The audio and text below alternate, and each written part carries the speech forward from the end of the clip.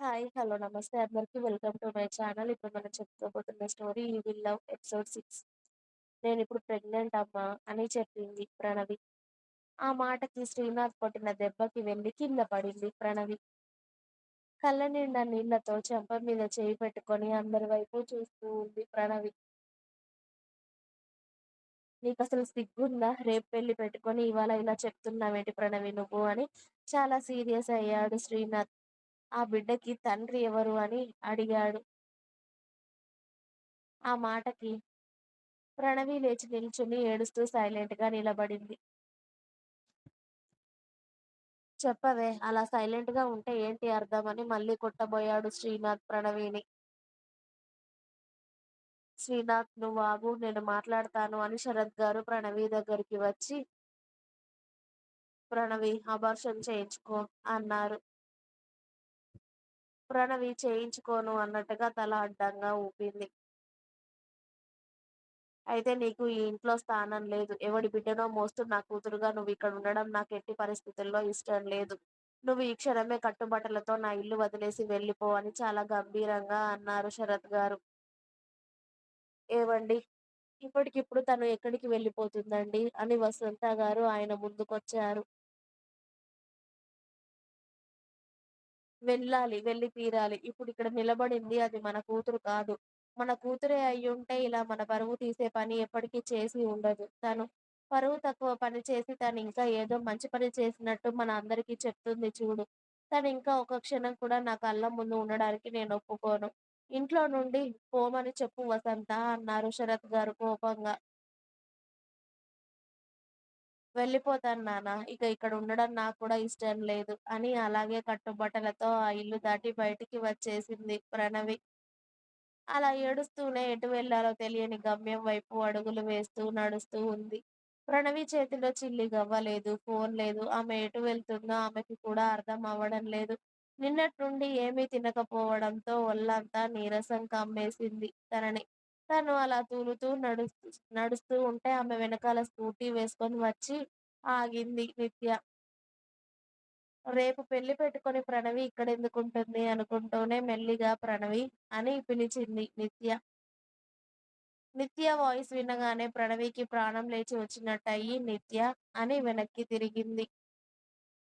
ఏంటే ఇది? ఎక్కడికెళ్తున్నావు? ఇలా ఉన్నావేంటి? ఎందుకు ఏడుస్తున్నావు ప్రణవి?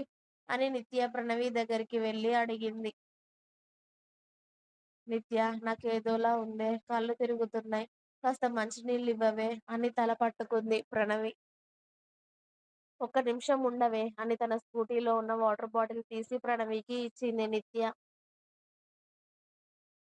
ఏంటే ఇంత నీరసంగా ఉన్నావు? అసలేమైనా తిన్నావా? అని అడిగింది నిత్య. తను ఏమడిగినా ప్రణవి సైలెంట్‌గా ఉండడంతో ప్రణవి ముందు మనం ఇంటికి వెళ్దాం పద అని ప్రణవిని స్కూటీ ఎక్కించుకొని నిత్య వాళ్ళ ఇంటికి తీసుకువెళ్ళింది తనని. నిత్య వాళ్ళ ఇల్లు నిత్య వాళ్ళ అమ్మా, నాన్న తన చిన్నప్పుడే చనిపోవడంతో తను వాళ్ళ నానమ్మ దగ్గర పెరిగింది. కానీ వాళ్ళ నానమ్మ కూడా ఈ మధ్యనే కాలం చేయడంతో తను ఒక్కతే ఉంటుంది ఇంట్లో. ఇంతకుముందు నిత్య, ప్రణవి కలిసి హైదరాబాద్‌లో జాబ్ చేసేవారు. ప్రణవి ఇంటికొచ్చాక తనొక్కతే అక్కడ ఉండలేను అని నిత్య కూడా ఊరికి వచ్చేసింది. ప్రణవిని ఇంట్లోకి తీసుకెళ్ళి తనకు ముందుగా జ్యూస్ గ్లాస్ చేతికి అందించింది నిత్య. ప్రణవికి కూడా బాగా ఆకలిగా ఉండడంతో జ్యూస్ అంతా కంప్లీట్ చేసి థాంక్ యూ నిత్య అంది. నీ మొహం. నాకు థాంక్ యూ ఎందుకే? ఉండు ఒక నిమిషం ఇప్పుడే వస్తాను అని కిచెన్‌లోకి వెళ్ళి తను లంచ్ కోసం చేసిన చపాతీ ఉండడంతో అది ప్లేట్‌లో పెట్టుకు వచ్చి నిత్యనే ప్రణవికి తినిపించింది. స్నేహితురాలి ప్రేమకి ఆమెకు కళ్ళల్లో నీళ్లు వచ్చాయి. తన అమ్మా, నాన్న కన్న వాళ్ళే ఇంట్లో తన అమ్మా, నాన్న కన్నా, వాళ్ళ ఇంట్లో వాళ్ళకన్నా నిత్యనే తనని చాలా బాగా చూసుకుంటుంది. తనను అర్థం చేసుకుంటుంది. తనని ఎవరైనా అర్థం చేసుకునే వాళ్ళు ఉన్నారు అంటే అది ఒక నిత్యనే తన లైఫ్‌లో.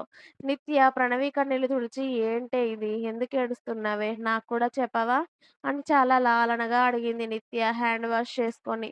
నిత్య అలా అడగడంతో ప్రణవికి ఇంకా దుఃఖం ఇంకా ఎక్కువయ్యి నిత్య అని ఏడుస్తూ, "నిత్య ఇప్పుడు నేను ప్రెగ్నెంట్‌నే" అని అంది వెక్కిళ్ళు పెడుతూ. "ఏంటే?" అంది నిత్య షాకింగ్‌గా. "అవును నిత్య. కానీ ఎలానే అసలు?" అంటూ "సూర్యనా?" అని అడిగింది నిత్య అనుమానంగా. "హ్మ్. అవును" అని తల ఆడించింది ప్రణవి. "ఎప్పుడే?" "ఆ రోజు ఎంగేజ్‌మెంట్ అయిన రోజు నన్ను బలవంతంగా ఇక్కడి నుండి తీసుకెళ్ళాడు కదా!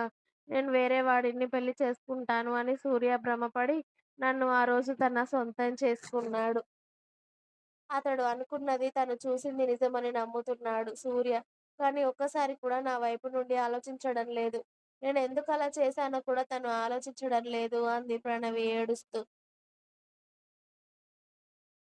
తను అలా ఆలోచించడానికి నువ్వు చేసింది ఏం చిన్న తప్పు కాదు ప్రణవి. నువ్వు చేసిందేంటో నీకు, నాకు అందరికీ తెలుసు. నువ్వలా చేయడం కరెక్ట్ కాదు అని నీ మనస్సాక్షికి కూడా తెలుసు. అయినా కూడా తాళి తెంపి సూర్య మొహం పైన విసిరేసి మీ ఇంటికి వెళ్ళిపోయావు నువ్వు. అలాంటి వాడు ఇక నీ గురించి ఏం ఆలోచిస్తాడు? నువ్వెందుకలా చేశావని ఆలోచిస్తాడు చెప్పు అని ప్రణవిని నిలదీసింది నిత్య. ఇంకా ఉంది. మీకు నా స్టోరీ నచ్చినట్టయితే ప్లీజ్ నా ఛానల్‌ని తప్పకుండా సబ్స్క్రైబ్ చేయండి.